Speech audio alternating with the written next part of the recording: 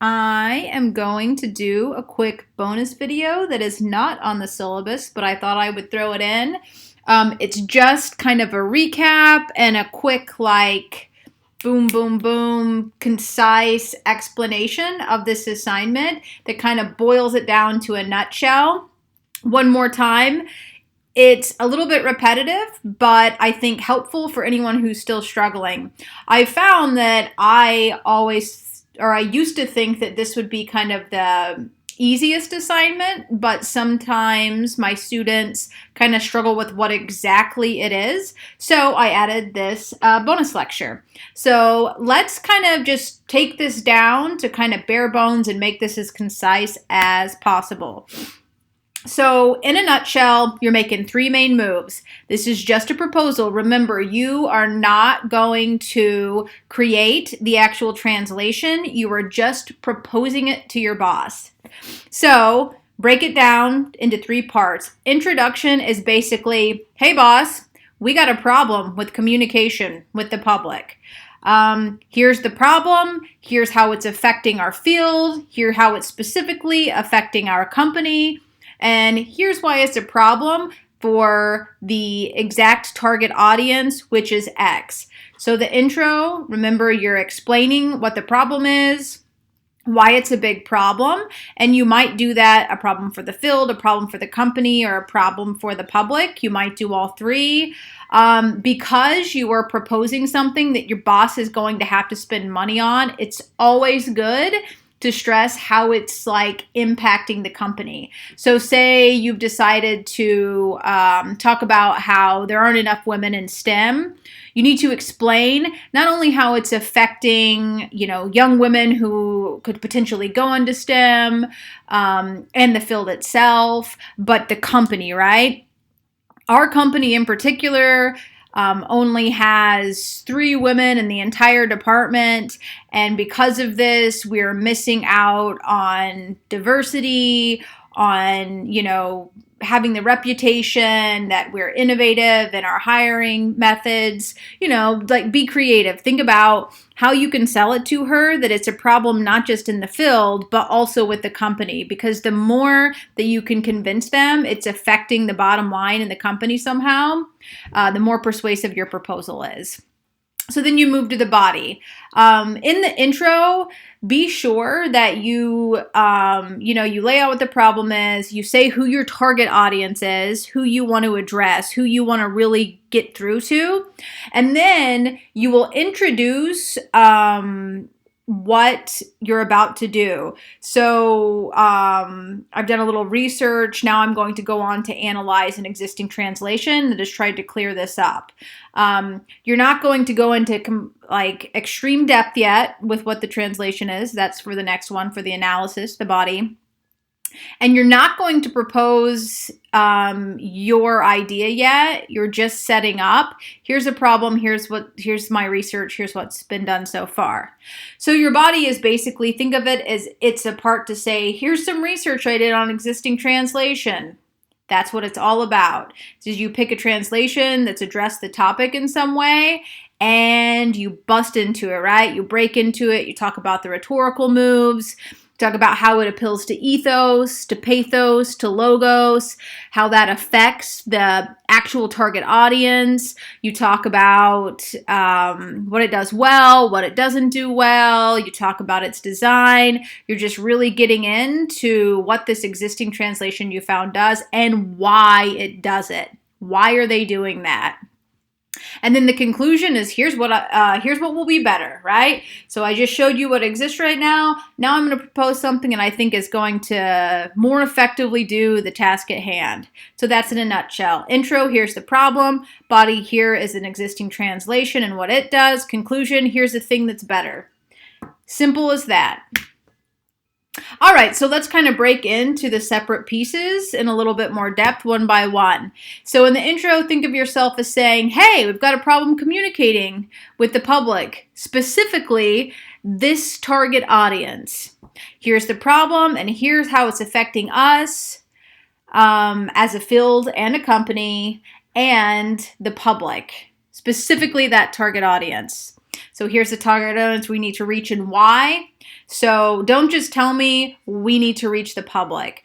Do you need to reach young women about to graduate from high school? Do you need to reach young women their freshman year? Do you need to reach kids in 5th grade so they can start thinking about STEM careers later on?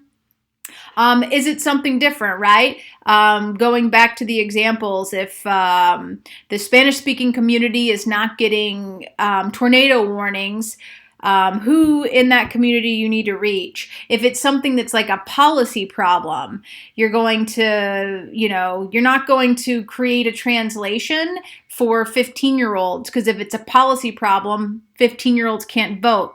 Reaching them is not going to help anything, right?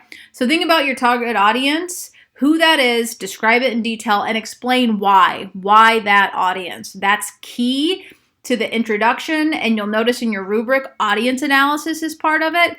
This doesn't mean I want you to just have a section that says audience analysis.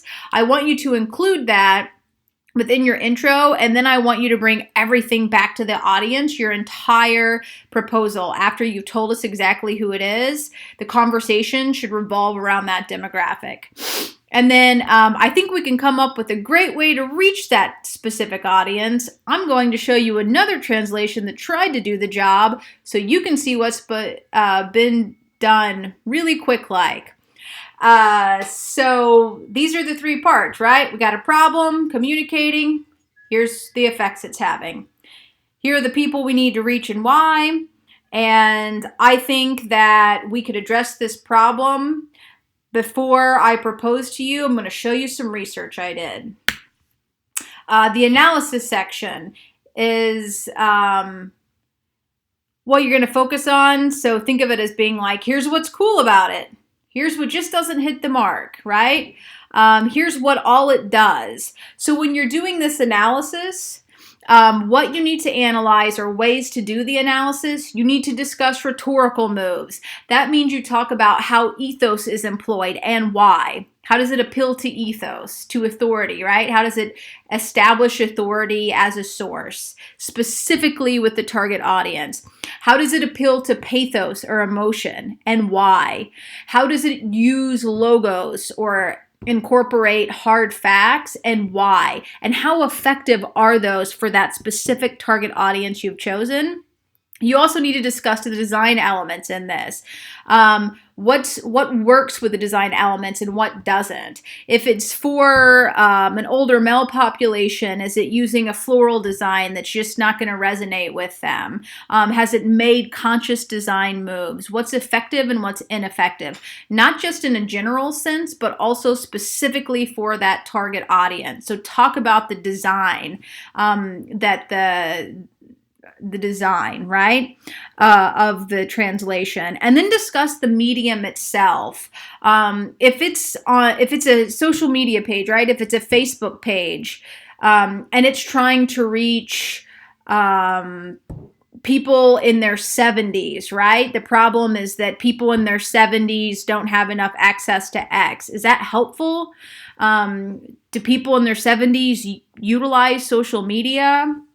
If it is, say, a YouTube video, how easy is it defined? Is it impossible? How is it missing its mark? So I want you to discuss the medium itself as well. So the rhetorical moves, the design, the element that it's incorporated. So you're going to talk about the facts that they use, the language that they use, and then the medium itself. You need to do all of these things, right? This should be a really meaty section of this proposal to really get into what it's doing and why it's doing it and how it's affecting that target audience.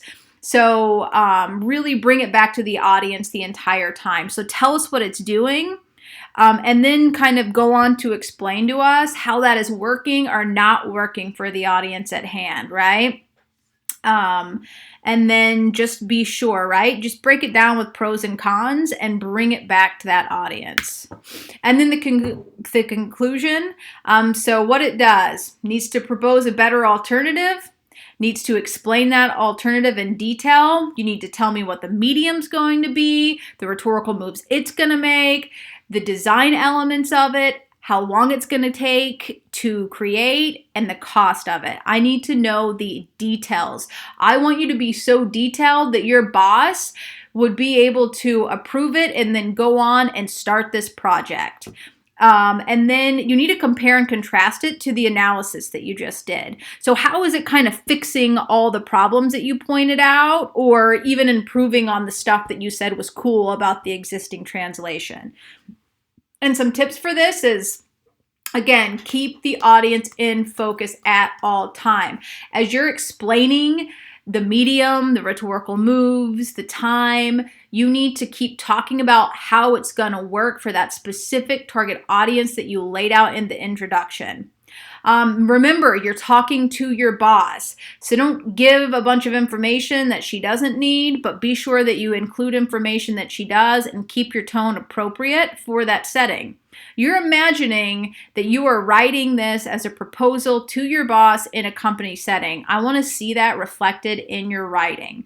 And then you need to be sure that you persuade your boss that it is worth the time and cost, because that is going to be the critical component of this, of any proposal, is that you have convinced the person that you're trying to persuade this is worth it. So be sure that you keep that in mind as you're writing that conclusion. So here are some common errors. The intro includes the actual proposed translation. Hold off on that. You're just kind of setting up the problem and saying, here's what I found so far that's been done to try to address it. Another one is that the audience of the translation isn't narrow enough or isn't stressed enough throughout the entire project. So be sure that you don't just, explain the problem and then just leave it open as to the entire public, right? You can't reach the entire public.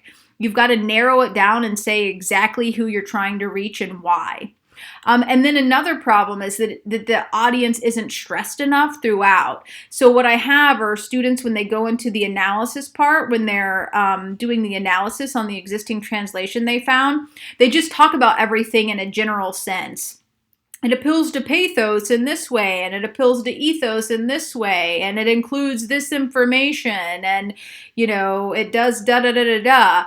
And that's great. I want to know all that, but you need to talk about the audience as well. You need to talk about how that affects the audience. So not just what it's doing, but how that is effectively communicating or not communicating with the target audience that you've laid out. Also, the analysis is surface level. So students will tell me that it employs, appeals to pathos, but it doesn't tell me exactly how or why. It doesn't go into depth with the kind of language that it's using and why. It just stays on a really surface level. If your analysis section is only 4 sentences long, you have not gone into enough depth. So be sure that you're really digging in. Use the student samples that I've provided in lesson 3.2 to see what I mean by depth and what I'm looking for in this. Another common error is the conclusion doesn't give enough detail. So it says, I believe that we should, do a campus campaign.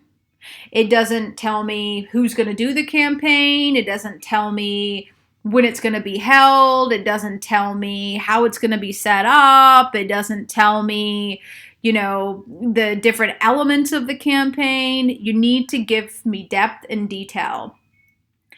Tell me who's going to do it. Tell me why they're going to do it. Tell me what they're going to touch on. Tell me how they're going to engage the audience. Tell me how much time it's going to take to plan this thing, and then how much time it's going to take to actually do the campaign. Tell me how much money it's going to cost. I need details about what's going on. I need the same amount of detail that you provided in kind of how you did the analysis, right? I need to know the rhetorical moves. I need to know the design elements, or the details of what it's going to do and why it's going to do that. And then another common error that I see is that the proposed translation is too similar to the existing one. Don't analyze a TED Talk and then tell your boss we should do a TED Talk. That is not different enough. You need something fresh. You need something new. So do something that is different enough that you're not just say, let's take this other company or individual's idea and just tweak it a little bit. I want to see it.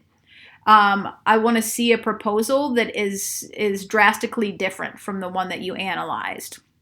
Now, again, I have a student sample in the first lecture for this unit, but there are a couple of additional ones in lesson 3.2, so you can hop back there to check those out again if you want to see a couple examples of what I am looking for in students that have been really successful in this assignment.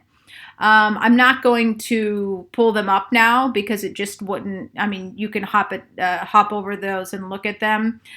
This is really kind of language focused, word focused, and so it's just more effective to kind of go for look at those individually. So go ahead and take a look at those. If you have any questions, let me know. Otherwise, happy writing.